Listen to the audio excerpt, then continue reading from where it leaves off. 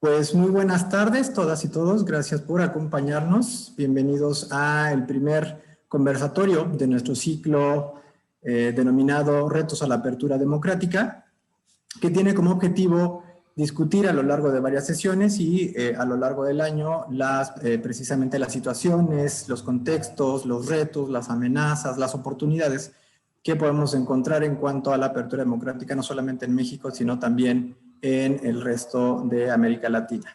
Y para inaugurar este ciclo de conversatorios, en particular esta primera parte, tenemos un panel de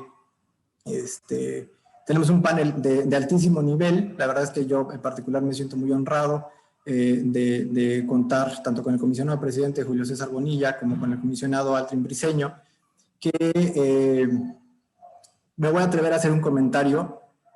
Pues tenemos cierto conocimiento previo, ¿no? Cierta amistad, y justo esa es la intención con el conversatorio, que en un ambiente un poquito más relajado de los conversatorios usuales, de los foros usuales, podamos abordar con un poquito más de tranquilidad, pero sin perder la rigurosidad, los temas que nos atañen en este momento, ¿no? Y en particular con toda la circunstancia que tenemos hoy en día.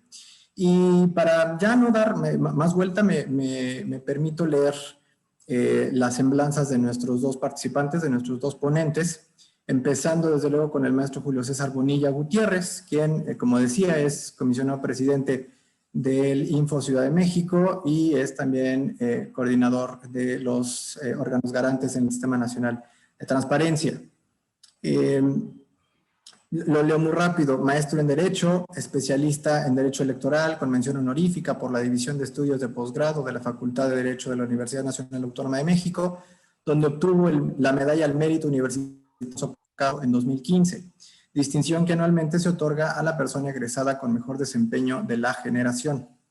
Obtuvo también el título de Máster en Protección Constitucional y en Sistema Interamericano de los Derechos Fundamentales, Dr. Jorge Carpizo, en 2015 por el Instituto de Investigaciones Jurídicas de la misma Universidad Nacional y del Instituto de Derecho Parlamentario de la Universidad Complutense de Madrid. Es profesor de la División de Estudios de Posgrado de la Facultad de Derecho de la Universidad Nacional, impartiendo cátedra en la especialización en Derecho Constitucional y Derecho a la Información, y ha participado en diferentes foros y seminarios en temas de transparencia, acceso a la información pública y rendición de cuentas, sistema anticorrupción, derecho electoral, democracia, elecciones y derechos humanos. Ha publicado en diversos medios de comunicación, dentro de los que destacan los periódicos El Universal, Reforma y las revistas Voz y Voto, Zócalo, La Silla Rota y la Gaceta UNAM. Por el lado de precisamente el comisionado Aldrin Briceño en Yucatán, leo muy rápidamente. Él es, bueno, como decía, comisionado del INAI Yucatán, comisionado, si no me equivoco, usted también lleva la parte de la Comisión de Archivos, ¿no? En el Sistema Nacional de Transparencia. Y leo muy rápido la formación académica: licenciado en Derecho por la Universidad Autónoma de Yucatán, maestro en Derecho Constitucional y Amparo y doctor en Derechos Humanos, y cuenta con estudios a nivel maestría en Filosofía, Acceso a la Información Pública y Derecho Procesal. Ha sido docente en la Universidad Autónoma de Yucatán, en la Universidad Marista de Mérida y en la Universidad del Valle de México. Fue representante del Consejo Ciudadano del INAI Yucatán en 2014 y presidente del mismo en 2016. Fue coordinador de vinculación, promoción, difusión y comunicación social del Sistema Nacional de Transparencia en el periodo 2018-2019 y 2019-2020. Actualmente es el coordinador nacional de la Comisión de Archivos y Gestión Documental del sistema, y ha sido ponente en foros nacionales y locales como especialista en transparencia y acceso a la información, protección de datos personales y archivos, entre otros. Como verán, pues es un currículum bastante amplio por parte de nuestros ambos panelistas, y sin más preámbulos, sin más vuelta, pues iniciaría con este conversatorio y pondría una pregunta, tratando de ser un poquito provocativo en el buen sentido, una pregunta en la mesa que sería: dado que nuestro conversatorio en esta ocasión se llama precisamente Protección de Datos Personales y las Big Techs, ¿no? Estas grandes empresas de tecnología que usualmente estamos muy acostumbrados a verlas, sobre todo en las redes sociales, pero que también incluye a las empresas que venden dispositivos electrónicos, que venden algún tipo de consumible electrónico y que también almacenan información. Estas empresas, muchas de nosotros a lo mejor no alcanzamos a dimensionar la profundidad del impacto, la penetración que tienen en nuestra vida cotidiana, e incluso en muchas ocasiones dejamos por sentado que la información que damos, la información que entregamos, pues queda en manos de estas empresas, ¿no? Entonces, yo pondré una primera pregunta sobre la mesa. ¿Qué tanto estamos conscientes, primero, como ciudadanos, de la información que generamos y que las empresas, o en general cualquier organización que tenga algún fin de lucro, puede disponer de esta información y puede explotarlo? ¿Qué tanto estamos conscientes? ¿Lo sabemos? ¿Lo sabemos porque nos lo dicen las autoridades? Por ahí me gustaría empezar. Y no sé quién quiera comenzar. Mi querido Julio César, adelante. Adelante, querido amigo Aldrin, por favor. Yo te agradezco mucho, mi querido Julio César. Siempre tu compañía es un gusto, tú lo sabes. Finalmente, el gusto de estos temas es algo que nos apasiona, y en el Sistema Nacional de Transparencia hemos encontrado gente con un gran talento y, por supuesto, con un profundo nivel de análisis con respecto a estos temas que hoy pues, son asimétricos, porque la realidad es que hoy podemos estar hablando de estas Big Tech, pero la realidad también en nuestro país es que todavía muchos de los datos personales que hoy se resguardan por parte de las entidades públicas y privadas también se hacen en el papel.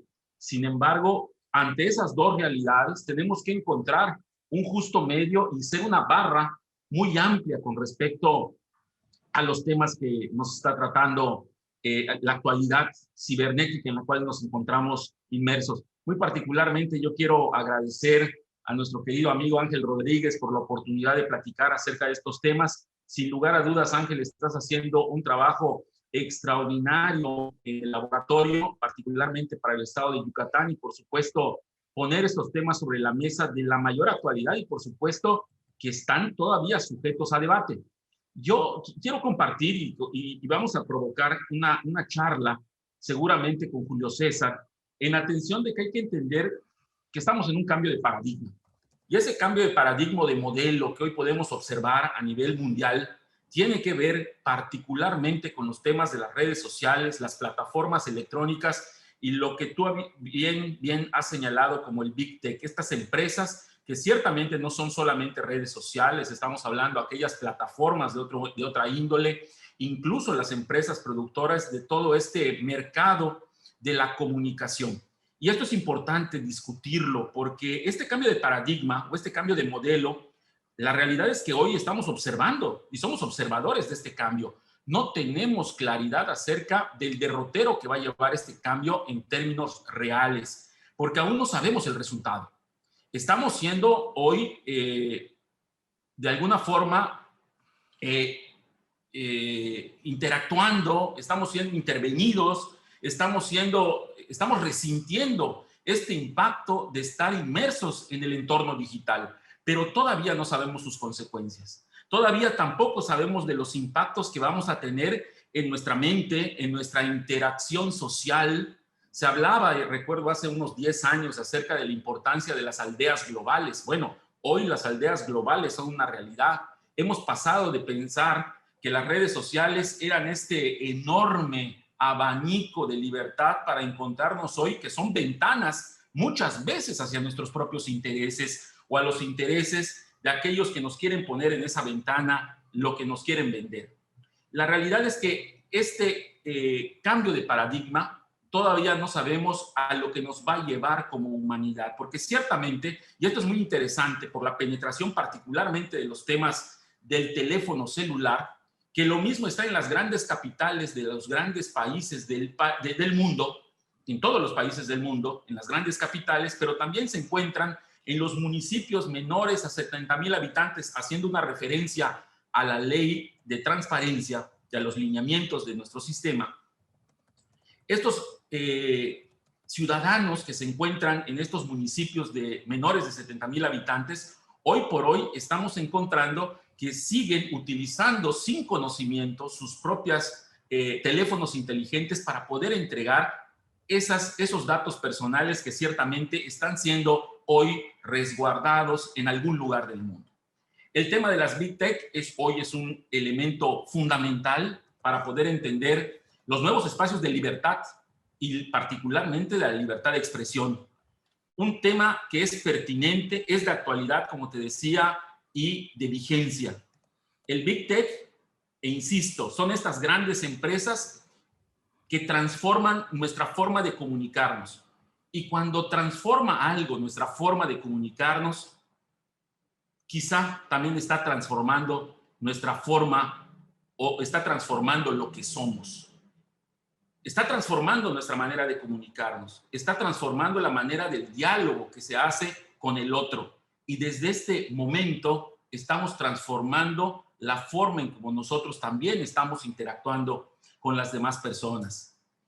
Fueron primeramente pensados como espacios de libertad, pero ciertamente hoy vemos que esa libertad de expresión no conduce a aquella expresión libertaria que se le asigna a Voltaire, que seguramente Julio César es especialista, en donde se decía, aunque después dijeron que no, él lo dijo, defenderé con mi vida, puedo no estar de acuerdo con lo que dices, pero defenderé con mi vida aquello que es lo que tienes que decir. En ese sentido, hoy pues tendríamos que acotar esa frase libertaria diciendo siempre y cuando lo que digas esté de acuerdo a los intereses o a las cosas que creo que deben de ser. Hasta ahí lo dejo como un primer acercamiento. Muchísimas gracias. Pues Dani, pues como dijiste, pues en confianza y como amigos. ¿No? En efecto, a ver, mira, primero quisiera enviar un saludo a todas y todos los que nos están observando a la distancia. Para mí es un verdadero honor estar con todas y todos ustedes el día de hoy. Esta oportunidad para agradecer también al Laboratorio de Políticas para la Seguridad y el Desarrollo y a su director general. Ya lo dijo hace rato, aunque lo dijo un poco sesgado, yo lo diré abiertamente. Ángel Rodríguez, aquí un gran amigo de hace mucho tiempo, donde compartimos trincheras desde la juventud. Él muy joven en realidad, yo no sé qué le pasa, porque entre más avanza el tiempo parece más joven. Y yo, miren, con esas canas, bueno, ¿qué les digo? No me querrán, no me creerán lo que les estoy contando. Pero bueno, así como el privilegio de poder compartir este espacio con mi amigo, el doctor y comisionado Aldín Briceño, que además es un símbolo del Sistema Nacional de Transparencia. Hoy coordina la Comisión de Archivos y Gestión Documental dentro del Sistema Nacional de Transparencia, pero naturalmente y por sobre todo eso es mi amigo y le agradezco mucho esta invitación. Bien, a ver, el vertiginoso desarrollo digital al que nos enfrentamos hoy en día tiene como parámetro de inicio hace 25 años y ha transformado literalmente el modo en el que hacemos una infinidad de actividades. Educación, investigación, esparcimiento, relaciones humanas, todo pasa en cierta medida actualmente por el espacio digital. De hecho, el espacio digital se ha convertido en un espacio de vida en un momento tan complicado como este, que es el de la pandemia. En los inicios del Internet, recordarán, los sitios web tradicionales, los usuarios teníamos control sobre contenidos y el nivel de interacción de los usuarios con ellos. Pasamos, sin embargo, a un estado de cosas en el que los usuarios del espacio digital no solo consumimos, sino que producimos contenidos. Eso me parece un tema relevante. El problema surge con el hecho de que esos contenidos producidos, una vez expuestos en Internet, salen la mayoría de las veces de nuestro control por completo o mantenemos muy poco control sobre ellos. Si bien se puede controlar quién ve las imágenes, si no se paga la renovación de algún servicio con Flickr, se deja de tener acceso a las imágenes almacenadas por encima de cierto número de bytes, salvo que se descarguen las fotos que se habían almacenado en la nube a una unidad física de almacenaje, lo que puede ser tardado y engorroso.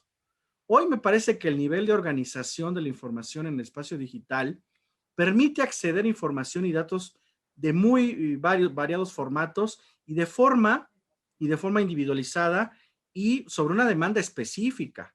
Las Big Tech aquí aparecen naturalmente como diversas empresas, como ya lo señaló tanto Aldrin como Ángel, que han crecido conjuntamente con el desarrollo tecnológico.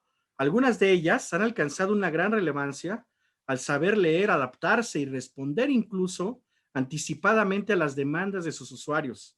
Estas son las que llamamos las grandes empresas Big Tech, eh, término que describe a las empresas tecnológicas más grandes del mundo. Aunque hay muchas más Big Tech, las más relevantes son Google, Amazon, Facebook, Apple. Todas fueron sometidas en el año 2020 a procedimientos disciplinarios y o investigaciones por el Congreso de los Estados Unidos, como supimos.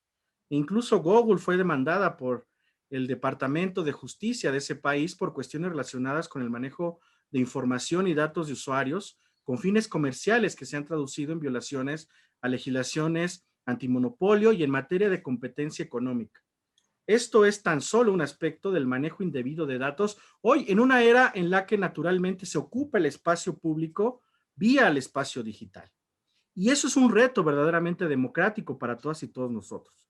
El ejemplo de Google se ha traducido con otras de las grandes empresas que he señalado y que seguramente más adelante con este debate abierto con mi amigo Aldrin Briceño citaremos el caso famosísimo de Cambridge Analytica.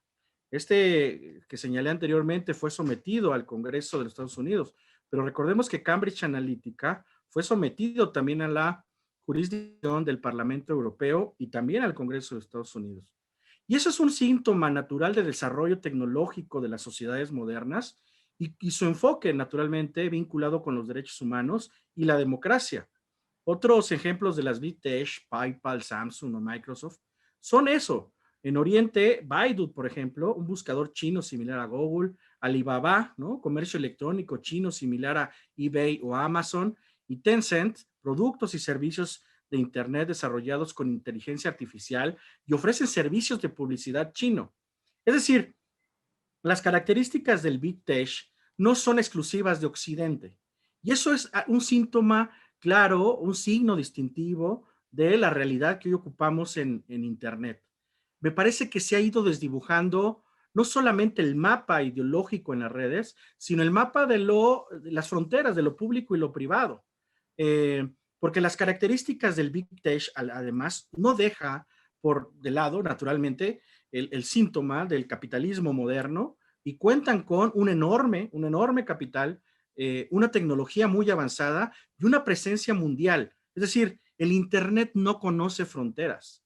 Por su idiosincrasia se presenta la presencia de Internet, esto es global. Su importante cuota de mercado, tanto en dispositivos móviles como en ordenadores, recopilan una inmensa cantidad de datos de consumidores y usuarios. Así, las Big Tech, y con esto cierro la primera intervención, tienen grandes y poderosos incentivos para usar la información de sus usuarios de forma lícita de inicio, comercial digital y mejoramiento de interfaces y experiencia de los usuarios, por ejemplo. Pero el inadecuado tratamiento o uso de datos personales puede actualizar riesgos que citaré un poco más adelante.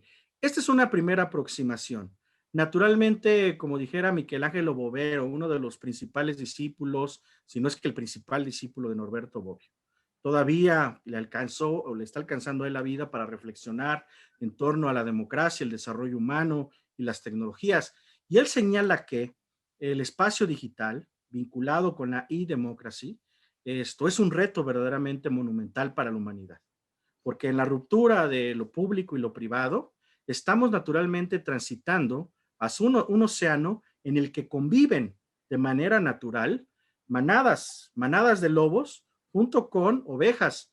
Entonces, a veces no alcanzamos a identificar quiénes son y cómo son los comportamientos auténticos en la red y por tanto tenemos que tener prevención sobre esto. Sin duda, la red digital brinda muchos elementos favorecedores para el desarrollo humano y nunca lo vamos a dejar de decir, pero también las empresas que se inician a partir de cada apertura digital implican riesgos. Aquí cerraría mi primera intervención. Fíjate, Julio César, y se me hace muy interesante que hables particularmente del tema de la palabra desdibujar, porque coincido plenamente y creo que es un elemento que clarifica lo primero que sucedió en el inicio de las redes sociales y lo que hoy estamos viendo. Cómo se vendieron las redes sociales al principio para tratar de acudir o tratar de acuñar esa gran cantidad de personas que integran sus propias aldeas digitales? La libertad.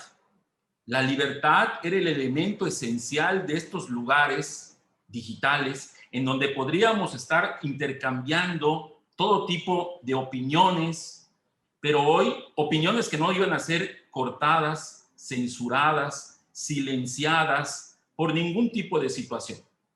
Evidentemente, este tipo de redes sociales, hoy por hoy, tienen aspectos incluso hasta monopólicos, como tú bien señalabas. Son cada día más los que compran. Por ejemplo, sabemos perfectamente que una red social como Facebook ha comprado WhatsApp, ha comprado otras redes sociales y ciertamente tienen el control acerca del manejo de las redes sociales a nivel mundial.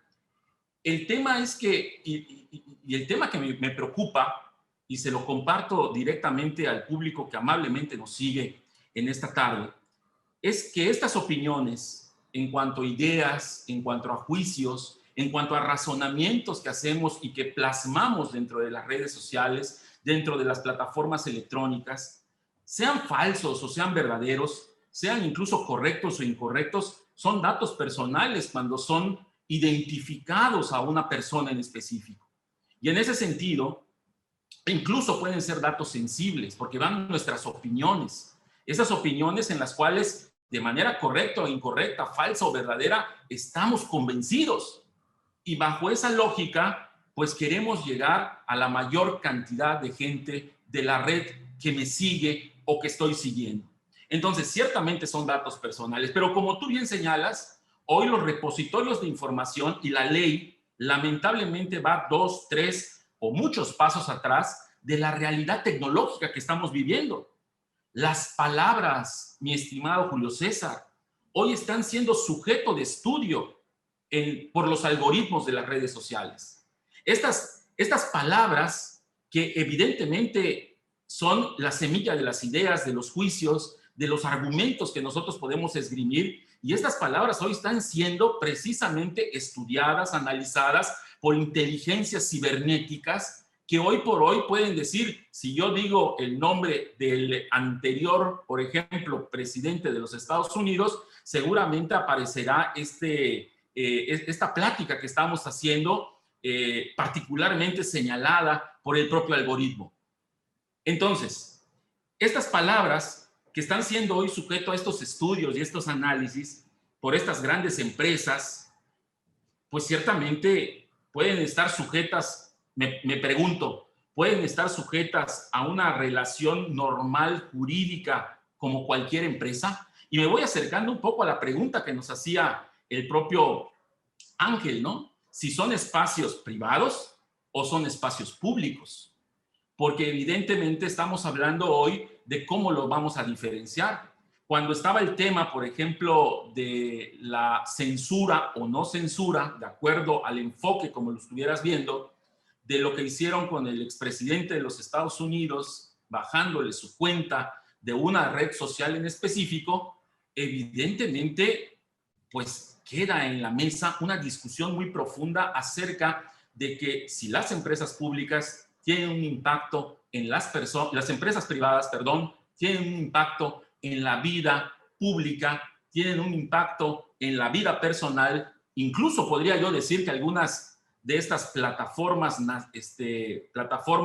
internacionales de comunicación y de redes sociales puedan tener un impacto, ¿sabes en qué? En la salud de las personas. Porque hoy por hoy sabemos una declaración del dueño de Netflix que dijo que el tema de hoy es ver cómo la gente duerme menos para que esté más tiempo conectado a las series. Y curiosamente, digo, debido a la experiencia que hemos escuchado de amigos y conocidos, pues ciertamente nos pueden señalar con mucha claridad que hoy dormimos menos de lo que se dormía hace 20 años.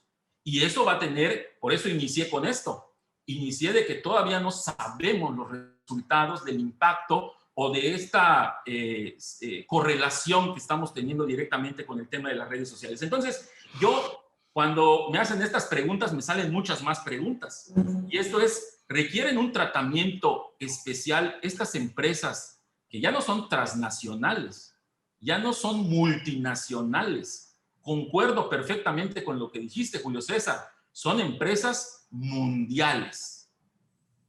Y en ese sentido, tienen que tener el mismo tratamiento legal que las empresas que conocemos. Estamos hablando de una realidad totalmente distinta, una realidad que sobrepasa muchas veces los entramados y las estructuras legales que estudiamos, pero que ciertamente nos pueden servir de base para poder entender con claridad cuál es la profundidad de este tipo de empresas, que hoy, por su propia naturaleza, es muy claro que el que tiene más tiene. Y estas empresas están siendo precisamente un elemento de claridad. Cada día son más importantes y cada día tienen más penetración precisamente a nivel mundial. Entonces, yo creo, contestando y cerrando esta otra intervención, que sí pudieran ser tratadas de una manera especial, y daré los ejemplos más adelante. Gracias. Perdón, ahí quisiera interrumpir un poquito. Con las dos intervenciones me surgen algunas reflexiones y la quiero centrar en esto. Si reconocemos, con algunas premisas, si reconocemos que, para empezar, son empresas privadas, ¿no? Segundo, pero que participan en lo que podemos llamar, en términos generales, lo público, ¿no? No me atrevo a decir ya generan un nuevo espacio público, pero podemos decir entran en lo público. Y que al mismo tiempo son empresas globales que tienen mucha influencia en ese tipo de elementos.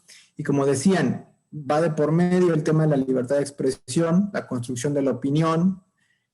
La pregunta sería, ¿cuál debería ser el objetivo de la regulación? ¿Cuál debería ser el objetivo de la intervención, en este caso del Estado, vista como regulación? Y sobre todo, ¿hasta dónde debería llegar la regulación, ¿no? Y lo pregunto, repito, recuperando la idea de, a final de cuentas, son empresas privadas, ¿no? Que seguimos discutiendo el tema de qué tanto se constituyen como un espacio público, sus plataformas, y por tanto, entonces, qué tanto debería la autoridad pública, la autoridad política intervenir, ¿no? Entonces, en ese sentido, quizás un poquito para darle esta conversación. La regulación, y viniendo desde luego de dos representantes destacados de órganos regulatorios, garantes de derechos, ¿hasta dónde debería llegar esta protección, esta participación de la autoridad pública en la garantía de estos derechos? Es una pregunta muy provocadora, naturalmente, y muy necesaria. Es provocadora porque es necesaria en un ambiente, en un ecosistema digital como el que nos encontramos. Si me preguntas a mí, mi querido Ángel, tú conoces un poco mi trayectoria y soy un liberal y soy un demócrata. La realidad es que yo estoy apostándole regularmente, aún como institución, a las libertades con las que se crearon los fines del Internet. Y me parece que tenemos que tener claro que, en efecto, hoy con el avance cada vez más intensivo de las tecnologías de la información, en algún momento tenemos que tener claro de que deben existir algún tipo de regulaciones, sí, naturalmente, pero consensuadas de manera multilateral, porque si no caeríamos en, digamos, estas tentaciones de gobiernos como los de Medio Oriente, como el gobierno, como el gobierno chino, naturalmente que tienen controles efectivos sobre el mundo digital o el mundo del Internet, que no necesariamente se acota a la regulación de las redes sociales o del Internet mismo, sino a la vigilancia de los ciudadanos. Es decir, debemos establecer con toda claridad que necesitamos, de acuerdo al avance y el desarrollo tecnológico, sí una regulación, pero de carácter multilateral en el que participen todas y todos quienes intervienen en estos procesos. Y me refiero a los estados, me refiero a las sociedades, me refiero a las propias empresas, me refiero a quienes intercambiamos y que ahora somos denominados ciudadanos digitales. De otra manera, dejarle a los estados con el famoso esquema que además Aldrin y yo seguramente estudiamos en Derecho hace mucho tiempo, el concepto de soberanía hoy en pleno siglo XXI, incluso con estas materias, se está rompiendo. Ya Gustavo Zagrebelsky en el Derecho Dúctil señalaba con toda claridad la ruptura del concepto de soberanía en el mapa de los derechos humanos. Pero hoy en el mapa tecnológico, el concepto de soberanía se rompe totalmente, porque los intentos iniciales de la regulación en Europa en esta materia han tenido muchas deficiencias, justamente porque mientras un bloque de países de la comunidad intentó regular ciertas conductas y comportamientos dentro del Internet, apenas saliendo de la Comunidad Europea y yéndose a los países del este de Europa, esas regulaciones no existen. Y entonces se pueden cometer este tipo de irregularidades o de invasiones a la privacidad, a la dignidad, a la protección de los datos personales desde otros países. Es decir, si México de alguna manera, o Canadá o Estados Unidos de manera aislada intentaran regular estos contenidos, pues los países vecinos, porque lo somos en Norteamérica, naturalmente tienden a generar otro tipo de infraestructuras. A mí me parece que es un tema central, sí, que tenemos que tenerlo con mucha seriedad. Es un tema muy complejo, naturalmente. La sociedad de la información lo es por sí misma, pero creo que le apostaría yo inicialmente al desarrollo en libertad en Internet como existe hoy en día, garantizándole a estas empresas justamente la oportunidad que nos da de la apertura democrática, la intercambio de información, con esta posibilidad real y material de transformar la vida de los seres humanos. Pero ahí, como en todos los casos, querido Ángel, te diría yo, también tiene que ver mucho qué hacemos nosotros como los ciudadanos digitales. A mí me parece que un elemento central es la propia educación que nosotros recibimos, la autocensura con la que nos tenemos que comportar frente a la red digital y en la responsabilidad social de nosotros frente a las redes. Naturalmente no es la misma la educación que tenemos aquí en Alemania, pero tenemos que apostarle a una educación inicial en donde visualicemos cuáles son los retos, cuáles son las debilidades, cuáles son los riesgos de convivir en una red digital como la que hoy habitamos todas y todos, sin coartar justamente principios y valores democráticos. Es decir, esto que señalaba hace un rato Aldrin, que fue un debate internacional sobre lo que sucedió con la cuenta del expresidente Donald Trump, ¿no? Y que sigue a debate el tema, porque además parece que ya se la clausuraron definitivamente la cuenta. Bueno, ¿eso qué significó? Pues eso significó para Aldrin y yo que conocemos un poco de derecho, desde mi perspectiva, desde una perspectiva jurídica, una ponderación de derechos, de libertad de expresión versus inestabilidad política y social en una nación. Es decir, ¿qué ponderó en este caso la empresa? Quisiera pensarlo así. La libertad de expresión de un ser humano frente a un riesgo de inestabilidad social, económica en una nación. Y se tuvo que tomar esa determinación. ¿Es válida o no? No lo sé. Hay un elemento que tenemos que valorar en el fondo. ¿Qué pesó más en este caso en la determinación de Twitter? ¿La libertad de expresión de un individuo poderoso y fuerte como es Donald Trump? ¿O la estabilidad económica, social y política de un país, de una nación entera? Valoremos estos casos. Ahora, si me preguntan, estoy hoy mismo, ustedes los deben de saber, los debates que hay en Ucrania, en Bielorrusia, con esta tendencia a democratizar el este en Europa, en donde la comunicación es vía las redes sociales, o la propia primavera árabe, en donde los jóvenes árabes de los países musulmanes, vía las redes sociales, se organizaban para derrocar a gobiernos autoritarios. Pero identifiquemos entonces que este es un problema no de una nación, sino un problema multilateral. ¿Hay que regularlo? Híjole, si me preguntan diría yo sí, pero con un acuerdo consensado, por todos los actores que participen en el proceso y que no sea una decisión unilateral.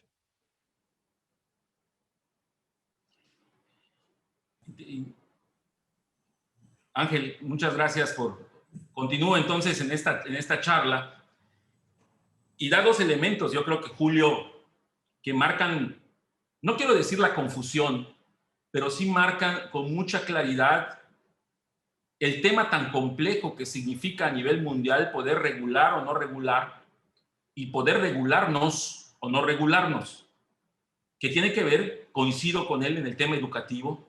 El caso, por ejemplo, de la primavera árabe era desestabilizar también a un gobierno que puede ser, no lo sé, autócrata, dictatorial, porque yo no vivo esa realidad actualmente, sino tengo el conocimiento de lo que hacen los medios de comunicación, que pasan por un tamiz finalmente, como las propias empresas. Las empresas, entonces, me pregunto, ¿tienen intereses? Intereses que les permitan tener una serie de prebendas o una serie de estímulos por parte de la legislación que actualmente, en el caso, por ejemplo, de los Estados Unidos, ¿tienen intereses?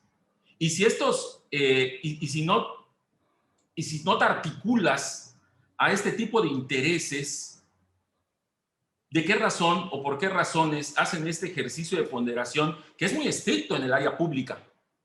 El ejercicio de ponderación es un ejercicio estricto, es un ejercicio que conlleva, y además tiene que ser un ejercicio público, porque estamos hablando de argumentos que nos van dejando, nos van permitiendo arribar precisamente a una resolución. Creo que hoy no existe esa misma transparencia o esa misma claridad en cuanto a los argumentos que en su momento pudieran estar a debate con alguna empresa multinacional en temas de redes sociales. Las redes sociales tendríamos que clarificar para saber si tienen un impacto en lo público y después llevar quizá a un ejemplo que, si bien no alcanza esa profundidad, nos pudiera servir de base para poder entender con mucha mayor comprensión el tema. Yo creo que las redes sociales ciertamente impactan no tan solo en la vida social, impactan en la vida política.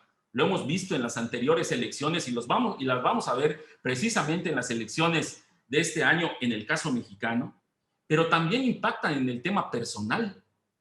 Y en el tema personal es preocupante porque hoy sabemos, con estudios que recientemente se han hecho, en donde lo que impacta en un joven, los me gusta, por ejemplo, de una red social, o lo que impacta para un joven tener ciertas interacciones con las personas en las propias redes sociales. Entonces, Twitter, hoy estamos hablando que en 2020 tiene alrededor de 340 millones de usuarios en el mundo, y Facebook tiene alrededor de unos 2.400 millones de usuarios. Estamos hablando de una cantidad verdaderamente importante que puede dirigir la opinión de un público en favor o en contra de alguna condicionante en específico. ¿Hasta cuándo nuestro mundo real se ha vuelto mundo digital? ¿Y hasta cuándo el mundo digital hoy se ha vuelto parte de la realidad? Cuando se escucha, por ejemplo, que se pueden derrocar gobiernos precisamente en la interacción y en la organización sistemática dentro de las propias redes sociales. Este es un tema de mucha profundidad. Las empresas privadas configuran estos nuevos espacios públicos o los han privatizado. ¿Puede lo público realmente interactuar con estos sistemas privados? Y pongo un primer ejemplo. El caso, por ejemplo, de las grandes refresqueras, que durante los últimos 20 años, un grupo de ciudadanos y un grupo de asociaciones estuvieron empujando muy fuertemente el hecho del etiquetado frontal. Las empresas refresqueras son una empresa privada, es evidente, pero tienen un impacto o tendrían un impacto si no influyeran, si no generaran una condicionante en la salud de los seres humanos. Y es entonces cuando el Estado tiene que actuar. El Estado actúa, y estoy de acuerdo con lo que dice Julio César, de una manera consensada, de una manera armónica, de una manera equilibrada, incluso diría yo. Pero tiene que actuar el Estado en razón precisamente de ese impacto que tiene en la vida personal, en el caso de las refresqueras, y es evidente que existe un impacto en la vida personal en el caso de las redes sociales. Tan es así que, sabedores de ese impacto, se consensa precisamente el tema de los avisos preventivos que son el etiquetado frontal, para que el ciudadano finalmente, que es donde yo creo que debe existir parte de esta discusión, ¿dónde radica la libertad? ¿En el que da el espacio o en el que usa el espacio? Yo creo que la libertad radica en el uso del espacio. Ciertamente uno sabe en términos de la educación, pero es muy difícil poder legislar el que da el espacio porque a nadie vas a dejar contento. Entonces, la libertad radica en el individuo y radica en esa interacción que puedas hacer con otras personas. eso es parte de lo que voy reflexionando, y muy particularmente el tema de las propias legislaciones, los avisos de privacidad que nosotros conocemos, las políticas de privacidad, ciertamente las puede hacer una empresa, pero este tipo de empresas pueden ser catalogadas como cualquier empresa, que sería otra de las grandes preguntas que yo todavía no reflexiono al final. Independientes pueden estar de la legislación del Estado, tendrían que compartir la legislación del Estado. Esto es una situación que, créeme, por el uso intensivo que estamos haciendo de las redes sociales, que por supuesto es parte de esta discusión, y hasta ahí quedo para continuar un poco más adelante. Gracias. Perdón, voy a volver a interrumpir muy rápido porque me parece que encontramos un punto aquí bastante interesante. Estoy haciendo las notas y esta parte, por un lado, dice el maestro Bonilla,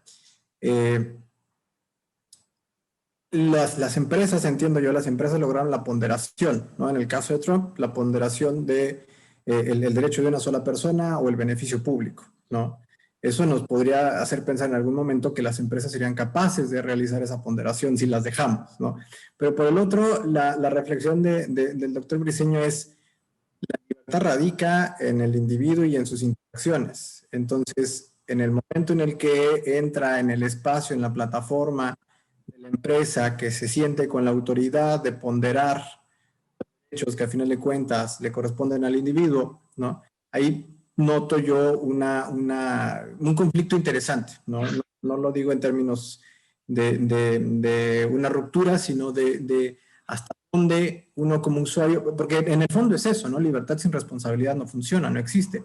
Entonces, uno como usuario, en el ejercicio de esta libertad y de la interacción y del intercambio, la generación de conocimiento y demás, hasta dónde está aceptando la facultad de las empresas, por llamarle de alguna manera, y hasta dónde está esperando que las normativas, las leyes, el marco jurídico garanticen esta libertad. Entonces, me gustaría ya para justo empezar a darle el cierre al conversatorio, que creo que vamos padrísimo, pero pues por cuestiones de tiempo vamos a tener que ir yéndonos hacia un poquito hacia el final. No tienen ningún problema, continuamos. Nos podríamos aventar aquí 3 horas o más, querido Ángel. Sí. Además, a mí me encanta conversar con Aldrin muchísimo y contigo. Padrísimo. Entonces, pongo la pregunta provocadora, una nueva pregunta provocadora. Si los órganos garantes, aterrizándolo un poquito a México, ¿no? Porque ya la experiencia internacional ha sido bastante interesante en la normativa, que incluso ha hecho que tal cual las empresas, por ejemplo, el caso de Facebook, ¿no? Y en el caso particular de WhatsApp, sí, vamos a modificar nuestras políticas de privacidad, excepto en la Unión Europea, ¿no? Lo que decía el comisionado Bonilla hace un momento. Estás en la Unión Europea y tus datos están protegidos. Fuera, las empresas siguen haciendo lo que quieren. ¿Hasta dónde, y tratando de aterrizarlo al caso mexicano, hasta dónde falta todavía este trabajo, no solamente de las instituciones públicas, sino también de la ciudadanía, para, no me atrevería a decir poner un dique o un coto a las empresas, porque al final de cuentas son quienes ponen la plataforma, ¿no? Pero hasta dónde podemos llegar, lo voy a resumir como en este ejercicio de gobernanza, ¿no? De todas las partes involucradas que decía el maestro Bonilla, hasta dónde podemos lograr este ejercicio de gobernanza o qué nos falta para lograr este ejercicio de gobernanza donde podamos determinar exactamente cuáles serían las facultades de las empresas dentro de, repito, dentro de su espacio privado, ¿no? Porque al final de cuentas las plataformas son propiedad de ellas, pero donde somos nosotros, esas plataformas viven gracias al contenido y a la expresión que hacemos nosotros y las interacciones que hacemos nosotros, ¿no? Entonces, ¿por dónde podríamos llevar ese reto, ese avance? Bueno, los retos para nuestras regiones, las regiones de los países en proceso de desarrollo, pues son muchos, querido Ángel. Ayer escuchaba yo en el evento del INAI con mucha atención una serie de ponencias en materia de protección de datos personales y al final todos coincidían. Tenemos que voltear a ver Europa en realidad con relación a este tema. porque Europa, muy a pesar de sus propias, digamos, condiciones, y me refiero a que ¿qué da origen a la protección de los datos personales en Europa? Pues la protección de los datos, la protección de datos personales en Europa se da en un contexto terrible, que son las dos posguerras, y si me apuras, tiene que ver también con el gobierno soviético. Es decir, ¿qué sucedió con el régimen nazi en Alemania y qué sucedió con el régimen comunista en la Unión Soviética?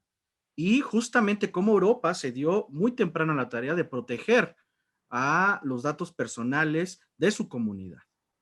Y esto te lo digo porque en América Latina no hemos atravesado, afortunadamente, por procesos de control vía el uso indebido de datos personales de manera tan compleja o de manera tan sistemática y organizada como sí sucedió en Europa. Naturalmente, América Latina vivió otro proceso vía golpes de estados militares, pero con otras condiciones. A mí me parece que tenemos que voltear a ver Europa, saber qué está haciendo la comunidad europea. Aldrin y yo estamos en permanente comunicación con el nuevo reglamento en materia de protección de datos personales, que justamente establece límites muy claros al uso y el disfrute de la red digital hoy en día, con la premisa de proteger elementos de la vida, la libertad y la seguridad. A ver, con todo esto no quiero decir que no existan elementos de regularidad en el mundo digital. Hay principios bajo los cuales se rige el Internet, como universalidad e igualdad, derechos y justicia, accesibilidad, expresión y asociación, confidencialidad y protección de datos personales, vida, libertad y seguridad, la diversidad, la igualdad, normas y reglamentos y la gobernanza en el propio Internet. Esos son principios que hoy rigen a la comunidad digital por un acuerdo global, naturalmente. Para quienes estudiamos derecho, entendemos, y perdónenos por este sesgo, tarde o temprano tenemos que hacer un gran pacto multilateral, mundial, para regular estos contenidos, si es que queremos garantizar los principios para los cuales fue diseñado este modelo digital. ¿O no? Encontrar el debate, privilegiar la seguridad o la libertad. A ver, recordemos el caso, por ejemplo, de Snowden en Estados Unidos, que a todos les sonará, ¿no? Esta actividad de Estados Unidos verificando contenidos de todo el mundo con relación a su actividad con Internet. Y ahí que se privilegió por parte de la comunidad o del gobierno de Estados Unidos, la seguridad o la libertad. Tenemos que ponderar derechos, sí o no. Hoy querámoslo o no, pero me parece que todos lo queremos. La red digital y estas grandes empresas se han convertido en la nueva ágora, en el ágora moderna. Es la plaza pública. Ahí nosotros interactuamos con todos los retos que implica la edad o el desarrollo de nuestras sociedades en el que nos encontramos. Para ti que estudiaste ciencia política, tendrás un poco más datos que yo, pero estamos en un momento de la famosísima posverdad, ¿no? Es decir, no se trata aquí de que exista una sola verdad y que las mentiras sean muchas, sino que vivimos en un mundo en el que hay muchas verdades. Muchas de estas verdades alternativas en realidad no tienen más sustento que eso, en lo que yo creo. Y lo que dije al inicio no tiene que ver tanto con justamente lo que generan las propias empresas, sino lo que nosotros generamos en Internet. Antes, en el Internet 1.0, estaba controlado el Internet por las empresas. Hoy nosotros somos generadores de contenidos. Tú y yo somos generadores de contenidos. Quienes nos están viendo son generadores de contenidos. En Facebook, en Twitter, en YouTube, en todos lados. Somos generadores de contenidos. Entonces la regulación o la autorregulación también tiene que convertirse en un factor para ir desvinculando un elemento que me parece muy complejo, que es que hoy, en la posverdad, que se relaciona con versiones de la realidad basada en sentimientos, convicciones, creencias y muchas veces pasiones, influyen en el modo en que interpretamos y compartimos los hechos en una sociedad hipermediatizada. Y las fake news, por ejemplo, que es otro tema que seguramente alguna vez trataremos, se relacionan con esto y con los retos del Internet, en el sentido de la información rigurosa y las mentiras que conviven actualmente de manera idéntica en un mismo espacio. Y los ejemplos que tenemos son muchos. Ya señalé al inicio Cambridge Analytica, pero también recordemos el voto del Brexit o el voto del no a la paz en Colombia, etcétera. Cómo las rupturas institucionales generadas por estos grandes contenidos inciden naturalmente en la vida pública de los estados y las sociedades. Tú lo dijiste hace un rato, igual que el doctor Aldrin. Es decir, sí son empresas privadas, pero son la plaza pública moderna. Tienen contenidos, tienen medios que inciden en la realidad, lo tienen, naturalmente. Entonces, yo lo que digo, pensemos en una gobernanza democrática del Internet hacia el futuro. Y la gobernanza democrática del Internet sí tiene que ver con regulaciones, pero con regulaciones acordadas y pactadas entre todas y todos. Porque nos llamó mucho la atención lo del expresidente Donald Trump. Nos ha llamado mucho la atención lo que ha sucedido en diversas regiones del mundo. Pero ¿se vale o no? ¿Las empresas generan este tipo de ponderaciones o no? ¿O simplemente es una deliberación que toman en sus comités directivos en beneficio de ellos mismos? Porque tú lo acabas de decir, al fin y al cabo, son empresas, pero empresas que hoy por hoy, me parece, tienen un contenido social. Y yo seguiré privilegiando las libertades en Internet con autorregulación, con autocensura y con un mecanismo de coordinación, insisto, para que no quede duda, entre los estados, entre las empresas, entre nosotros como usuarios, con contenidos multitask en donde todos participemos y decidamos qué hacer. Porque de otra manera vamos a caer en muchas tentaciones que han vivido los países que he señalado anteriormente, que más allá de proteger o regular a las empresas, acaban afectando la vida privada de los habitantes de esas naciones. Me parece que tenemos que evitar justamente los excesos y las tentaciones de regular un espacio que en sí mismo es democrático, que en sí mismo no tiene fronteras y que conecta al mundo cotidianamente. Y que sí, en efecto, tiene muchos riesgos, pero también tiene muchas fortalezas que han permitido el desarrollo de los pueblos, incluido lo que estamos haciendo hoy tú y yo. Entonces, tomemos una discusión que hoy inicia muy en serio con esta gentil invitación que nos hiciste, Ángel, y que, mira, esto se ha convertido en un análisis serio de un tema muy importante hacia el futuro. Insisto, la comunidad digital, la ciudadanía digital, que es en la que nos hemos convertido nosotros, vamos a tener que jugar un papel central. Las instituciones del Estado también, pero la sociedad, sin duda, juega el papel central en esto. Quien abre cotidianamente esto, porque esto esto, tú y yo lo seguimos llamando teléfono, pero dejó de ser un teléfono hace mucho tiempo. Esto es cualquier otra cosa menos un teléfono. Es una computadora portátil. Y tú te duermes e inicias el día picándole a esta pantalla. Y un solo registro de pulso te comunica con el mundo. Y tenemos que ser controladores de nuestros propios instintos y pasiones que nos vinculan con la red. Muchas gracias, Ángel. Una cantidad de ideas muy grandes se van dando cuando escucho a Julio César, una serie de elementos a favor de sus comentarios, algunos otros que se alejan un poco, porque creo que así tiene que ser la actividad reflexiva que tenemos que hacer desde los órganos garantes, pero independientemente como ciudadanos. Coincido con él que nosotros como ciudadanos somos los que les damos poder precisamente a esas empresas. Esta es una realidad. Nosotros elaboramos nuestros contenidos y esos contenidos los pasamos precisamente a esas empresas. Sin embargo, valdría la pena pensar, ¿son las únicas empresas que existen? Yo creo que hay medios alternativos, incluso de redes sociales, que hoy por hoy van ganando una gran cantidad de adeptos por las singularidades, pero también por las libertades que ofrecen a diferencia de otras redes sociales. Y tenemos que tener conocimiento que, además de Facebook, existen otras empresas también de redes sociales. Con el tema, por ejemplo, de lo que pasó en Estados Unidos, esta otra empresa, Parler, fue verdaderamente utilizada por muchos ciudadanos norteamericanos y hoy se ha vuelto una empresa de orden mundial en atención a la gran cantidad de personas que hoy están utilizándola para poder sacar adelante sus contenidos. Aquí el punto es que, y quiero dejarlo muy claro, sí existe una interacción en el espacio público por parte de esas empresas. Nosotros, por parte de los órganos garantes, es un poco difícil poder entrar legislativamente al tema, porque no olvidemos que nosotros somos autoridad, al menos en las entidades federativas, únicamente somos autoridad para los entes públicos.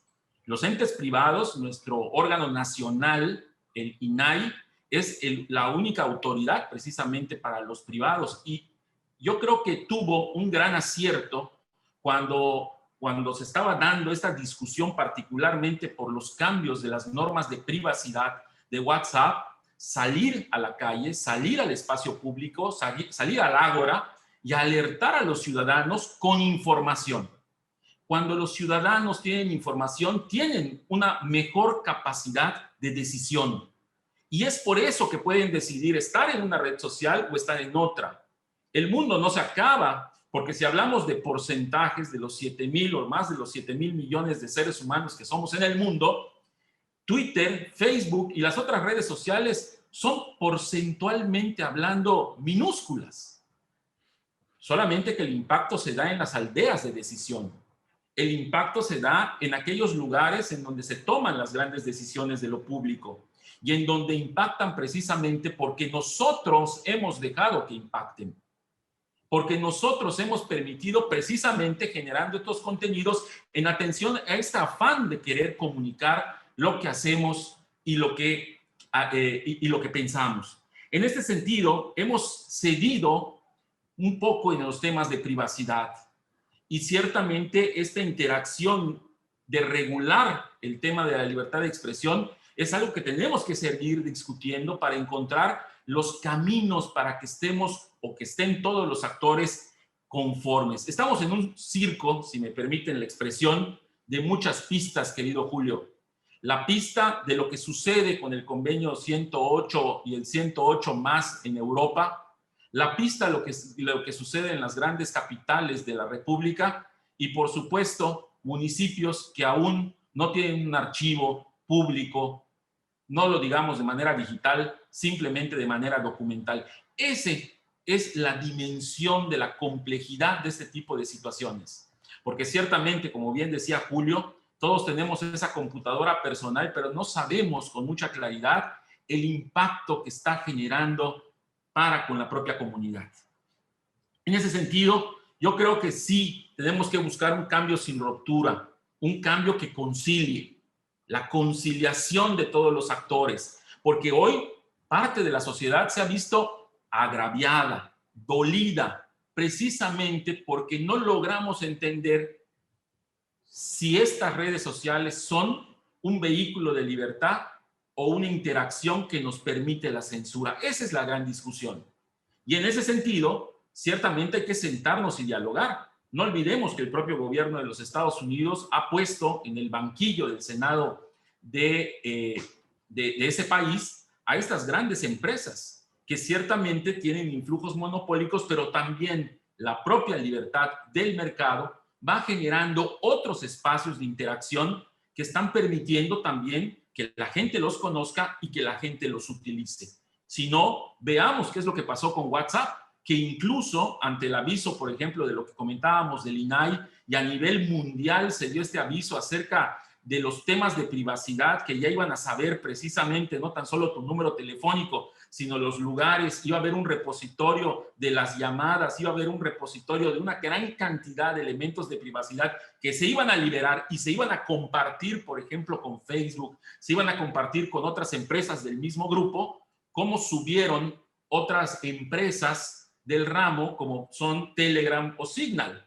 Y que hoy por hoy, pues estamos todos entretenidos porque ya más o menos controlamos WhatsApp y ahora tenemos que controlar otros medios o ir diferenciando la información que estamos utilizando en cada una de esas redes sociales o simplemente no subir aquellos datos sensibles o aquellos datos de importancia en la red social y no voy a tener ningún problema con que me sigan o me geolocalicen por parte de esta empresa. Entonces, son muchas las respuestas que podemos dar.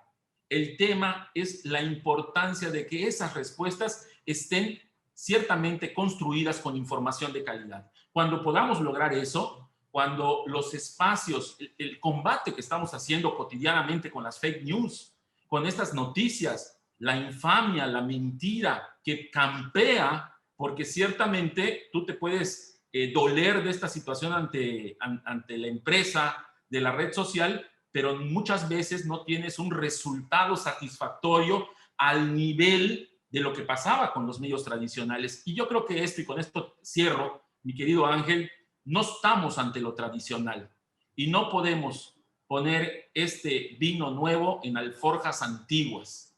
Tenemos que construir esas nuevas alforjas en el sentido de lo que decía Julio. Eso se lo concedo y coincido con él en ese tema. A partir de llamar a todos los actores, sentar a todos los actores y construir esas alforjas para esto nuevo que nos acaba de llegar y nos va a llegar en los próximos años. Muchísimas gracias, comisionado Aldrin, comisionado Julio César. Vamos, hemos dicho mucho, han dicho mucho ustedes sobre todo. Me atreví a hacer una serie de apuntes y con esto ya me gustaría dar paso a conclusiones muy breves de ustedes, pero me gustaría dejarlo con esto. Creo que llegamos a la coincidencia de que el Internet tiene su origen precisamente como en un espacio de libertad, ¿no? En un espacio donde el contenido y lo que se expresa justamente favorece la divulgación en libertad de lo que queremos, de nuestras opiniones, ¿no? Por tanto, el hecho de que las grandes empresas monopolicen el espacio, ¿no? Monopolicen el ejercicio del espacio público, ya lo podemos llamar así, implica precisamente pasar por la defensa de las libertades, ¿no? El propio mercado, ya lo señalaban también, el propio mercado ha generado estas alternativas, ¿no? Estas migraciones a nuevas plataformas precisamente porque los usuarios estamos buscando recuperar esas libertades. Y a pesar de que se decía que, no era, que requeríamos trabajarlo en un tema fuera de la perspectiva tradicional, a mí me parecía que algo tradicional, ¿no? Un pensamiento ya de varias décadas atrás, que funcionaría muy bien para esta situación y que creo que sigue funcionando en general, es la famosa paradoja de la tolerancia, ¿no? De Karl Popper. El momento en el que seamos una sociedad completamente abierta a la tolerancia, no ilimitadamente tolerante, llegará el momento en el que los intolerantes rompan y acaben con esa tolerancia, ¿no? Entonces, para dar pie ya a conclusiones muy rápidas, me gustaría poner ese punto sobre la mesa. Dentro de esta lógica de la defensa de nuestras libertades versus la parte de la tolerancia, ¿no? Desde su personal, particular punto de vista, ¿cuál debería ser el camino a seguir? A ver, repíteme la pregunta. Estoy como los alumnos en clase. ¿Me puede repetir la pregunta, profesor? Y traté, perdón, comisión, traté un poquito de tomar esta parte de la posverdad, ¿no? Y de la parte de hacia dónde nos, ¿no? Si por un lado está esta parte de defender la libertad, ¿no? Defender la capacidad que tenemos, mencionado Briceño, el espacio libre donde interactuamos, generamos el contenido y demás. Pero por el otro lado, no, reconociéndolo dentro de una nueva forma de comunicarnos, ¿no? Decía, ya no es tradicional. Pero por el otro lado está el tema de la tolerancia, ¿no? Que ese sigue siendo un valor antiquísimo y que deberemos seguir cuidando si queremos seguir viviendo en una democracia, ¿no? ¿Dónde encontramos ese punto? ¿Dónde encontramos el equilibrio o por dónde tendríamos que ir para equilibrar justo este ejercicio de la libertad, ¿no? Que pretendemos defender por un lado, pero que no puede ir sin responsabilidad y por tanto tiene que entrar en un marco de tolerancia? Pues a mí me parece que tiene que ver justamente con lo que, cómo y con qué nos relacionamos en Internet. Los equilibrios los vamos a encontrar justamente con las propias interacciones en el mundo digital. Es decir, me parece que un antídoto para evitar justamente ciertos riesgos en la red tiene que ver con un transparente flujo de información completa, veraz, verificable, disponible, debidamente organizada entre instituciones y ciudadanía. Puede ser un antídoto contra este elemento que tú señalas muy bien y puede disipar la niebla que representa la posverdad y que exponen a las sociedades a la ruptura institucional por colisión de intereses políticos, económicos e ideológicos, pero también por falta de credibilidad y legitimidad, ya no solamente en las instituciones, sino en la propia comunidad digital. Lo anterior, me parece, permitirá la coordinación social a través de la institucional en torno a un elemento que señalé y no vamos a filosofar, pero tenemos que recuperar el sentido común y abonar a la construcción de una confianza que como valor agregado redundará además en una mayor participación e involucramiento de las personas, en un sentido no solamente de quantum, sino de calidad, involucramiento especialmente en eso, en la calidad de lo que se está informando y cómo estamos interactuando con la red. Debidamente anclado justamente con los retos de la posverdad, en lecturas objetivas de los hechos.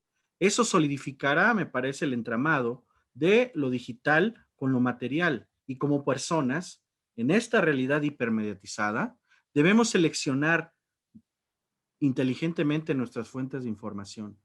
Esto claramente no significa que nos vamos a salvar de todas las que hay ahí, sino que implica corresponsabilidad.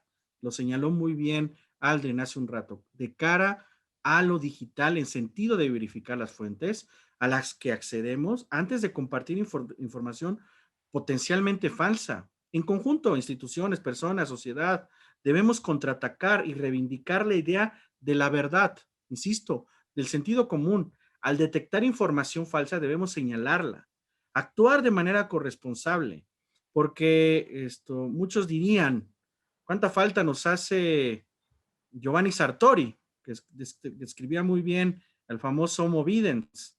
Hoy a alguien le toca esa responsabilidad, ojalá fuera nosotros. Yo ya escribí algo, pero naturalmente necesitamos crear una lectura objetivizada sobre lo que significa el Nomo Data, ¿no? Es decir, Aldrin y yo crecimos y nacimos, lo dije ayer en el INAI, con una pantalla, la famosa televisión. Pero tú ya naciste con 3 pantallas al menos. Y hoy las generaciones que están naciendo con 3, 4 o 5 pantallas. Y eso significa un alto reto de exposición de datos en una era en donde pareciera que no hay controles. Y acabas de dar en uno de los temas centrales de esta discusión. Sí, privilegiamos la libertad sin duda, que es un valor fundamental del desarrollo, pero libertad con seguridad. Y la seguridad implica un pacto, un gran arreglo, un gran acuerdo que implica regular ciertos contenidos que están exponiendo demasiado a la ruptura institucional, no solamente de las personas, sino de las instituciones y enfrentarla. Como dijera George Orwell, ¿no? Nos hemos hundido a una profundidad tal en este mundo de la posverdad que reafirmar lo que es obvio es el primer deber de los hombres inteligentes. Ya parece que no hay obviedades, parece que no hay sentido común y que todo mundo tiene la verdad, que cada uno de nosotros construimos una verdad a propósito de un caso específico. Y eso genera muchas rupturas y es uno de los retos que tenemos que enfrentar. Tolerar a los intolerantes, híjole, es un alto reto de las sociedades abiertas. Muchas gracias, mi querido Ángel, por esta oportunidad. Cuando estoy escuchando a mi querido amigo Julio César, pienso que se ha acercado mucho a Aristóteles en sus últimas palabras, particularmente en temas de la verdad, y es algo que hemos dejado de luchar. Recuerdo que cuando tuve la oportunidad en la carrera, había un libro que era La lucha por la justicia, la lucha, y yo creo que nos hemos olvidado un poco de luchar, y nos hemos olvidado un poco también de que sí hay que filosofar. Sí hay que filosofar, pero con las bases de la filosofía. No la plática de café, sino que hoy se enseña a argumentar, pero no se enseña lógica. Y muchas veces se argumentan falacias. Ese es un elemento que hoy estamos viviendo en estas épocas, que ciertamente abonan a esa confusión generalizada de las palabras y del eufemismo en el uso de las palabras. Yo escucho cuando hablan, por ejemplo, de equilibrios y contrapesos, como un eufemismo a decir las cosas como son claramente. Límites a la discrecionalidad del poder público. Eso es. No, digo, lo podemos hablar de manera poética e incluso hasta romántica, pero no podemos obviar lo que es claro, que es, estamos hablando precisamente de algo que se ha manifestado a lo largo de la historia del ser humano, que es el límite de la economía por el derecho, el límite del poderoso contra aquel que no tiene nada. Y yo creo que un elemento fundamental dentro de aquellos que buscan el sentido en el sinsentido es el diálogo. La herramienta del diálogo que nos permita precisamente alcanzar eso que tú piensas y eso que yo pienso, y a partir de allá lo que podemos pensar en común. Si nosotros podemos encontrar esas vías de comunicación, estimado Ángel, querido Julio, para poder poner a la vista y paciencia de las personas, de los ciudadanos, estos caminos que nos pueden llevar precisamente a la lucha por la verdad, podremos encontrar un futuro. Hoy vivimos la sociedad de la desconfianza. Esta sociedad en donde no confiamos, ya no deja tú el gobierno, no confiamos ni en el vecino, no confiamos en lo que nos va a suceder el día de hoy. Lo terrible es que en esta sociedad de la desconfianza el presupuesto último es no confiar en nosotros mismos. Y no confiar en nosotros mismos es el inicio precisamente de una confusión que nos puede llevar a situaciones verdaderamente lamentables y trágicas. En ese sentido, yo quiero proponer a la mesa este tipo de encuentros que sin lugar a dudas son muy importantes por parte del Laboratorio de Políticas Públicas. Tú tienes una visión un tanto diferente de la visión del que estudió el derecho, pero ciertamente desde la política pública, desde esto que tenemos que construir, claramente ceñidos bajo la lógica no tan solo de la legislación, sino del encuentro y del diálogo. En ese sentido, mi querido Ángel, felicitarte y por supuesto estar atentos a cualquier llamado que tengas a bien manifestar. Muchísimas gracias y mi querido Julio, atentos. Bueno, adelante. No sé qué más. Querido amigo, no, gracias. Yo tengo tiempo, ¿eh? Yo también, sin problema, sin problema. La verdad es que escuchándote, mi querido Aldrin, me remonté mucho a mi época de estudiante, donde justamente, que me parece a ti y a mí todavía nos tocó debatir en serio cómo en la alternancia, justamente la ruptura de la sociedad moderna versus la posmodernidad, ¿no? Tú y yo crecimos estudiando la filosofía, los grandes temas que hoy parece que ya no tienen mayor significado en el mundo, ¿no? Incluso en términos ideológicos, me parece que se ha ido desvaneciendo justamente el arraigo a ciertas convicciones como sociedad, de un lado o de otro, ¿no? Norberto Bobbio y su famosa obra de Izquierda y Derecha, es una magnífica forma de entender el debate político abierto. Y hoy ni siquiera, o sea, aparece una ruta que parece se está desdibujando, lo decíamos tú y yo, y que justamente aparece el hombre y la mujer, naturalmente, más bien vinculado al Narciso, ¿no? Tú y yo crecimos con Fausto y con Prometeo, pero Narciso es el que hoy está imponiendo o se está imponiendo en la era de la posverdad, ¿no? Narciso es el fin del hombre moderno, políticamente hablando. Por eso existen tantas verdades en las redes y cada exposición que nosotros hagamos en las redes es la verdadera. Ya no existe la mentira. Son múltiples las verdades y gana la batalla quien más seguidores tiene, a parecer, ¿no? Y no necesariamente quien tenga la razón. Esa es parte de los debates que tenemos que recuperar y agradecerle mucho a Ángel esta provocación y este análisis tan inteligente. Ojo, no quiero decir que nuestra generación fue mejor o peor que la que hoy existe. Simplemente nos permite un parámetro, un ángulo diferente de análisis frente a los retos que nos estamos imponiendo como sociedad. A mí me parece que hoy en día estos canales de comunicación digital han sido la solución que le han dado el motor a la sociedad en el mundo moderno para mantenerse viva y en pie ante una contingencia como la que estamos habitando.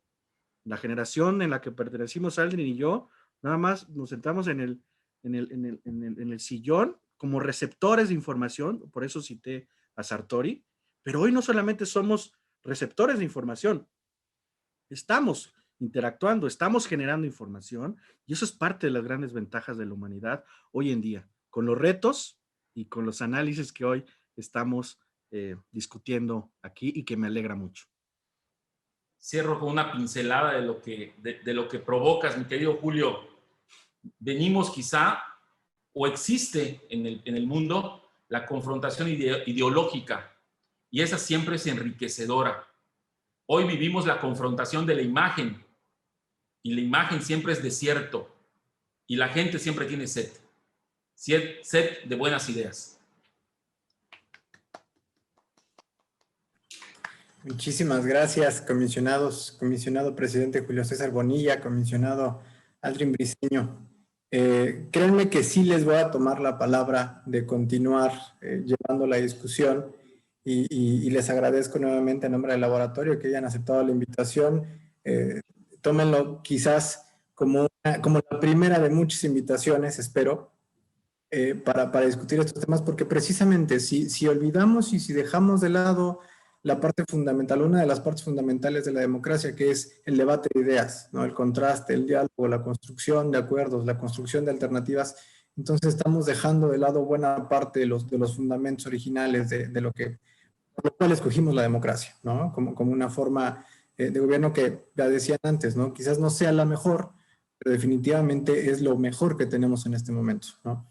Entonces, pues sin más, como dicen, nos gustaría seguir por cuestiones de tiempo, creo que para respetar las agendas, nuevamente agradecerles a ambos, al comisionado presidente Julio César Bonilla del Info Ciudad de México, al comisionado Aldrin Briceño del Instituto del INAIP Yucatán, agradecerles su participación, agradecerles a quienes nos han seguido en la transmisión en Facebook, e invitarles a que nos sigan sintonizando en próximas conversatorios. Próxima semana tenemos el siguiente sobre conocimiento indígena y gobierno abierto, ¿no? Una parte interesante, queremos ahí iniciar la discusión por ese lado. Y bueno, sin más por el momento, yo agradezco la transmisión, corto la transmisión. Un momentito, Ángel, nada más me gustaría que esto pudieras difundir en nuestras redes sociales. Hablando claro de que este tema, sí, comisionado, con gusto, adelante. Para quienes nos están observando, mi querido Aldrin, las tuyas primero, por favor. Nada más para que sepan dónde seguirte en Twitter. Muchas gracias, amigo. Yo estoy en @AldrinBC. Ahí estamos, ahí lo puse allá. @AldrinBC es mi Twitter y espero estar en otras redes sociales próximamente. Yo también voy a escribir la mía, mi querido Ángel. Pues mira, pues ya que estamos en esta era, ya que estamos aquí, decían los viejos, a donde fueres, haz lo que vienes. No, déjame ver cuál es la mía, a ver. Oye, y saludar allá ya en el cierre, mi querido Ángel, si me permites, a Lisbeth, a Liz Estrada, que es la responsable de Sintra, Península de Yucatán, que también nos acompaña. Muchas gracias. Lisbeth, qué gusto. Muchas gracias. Muchas gracias a todos.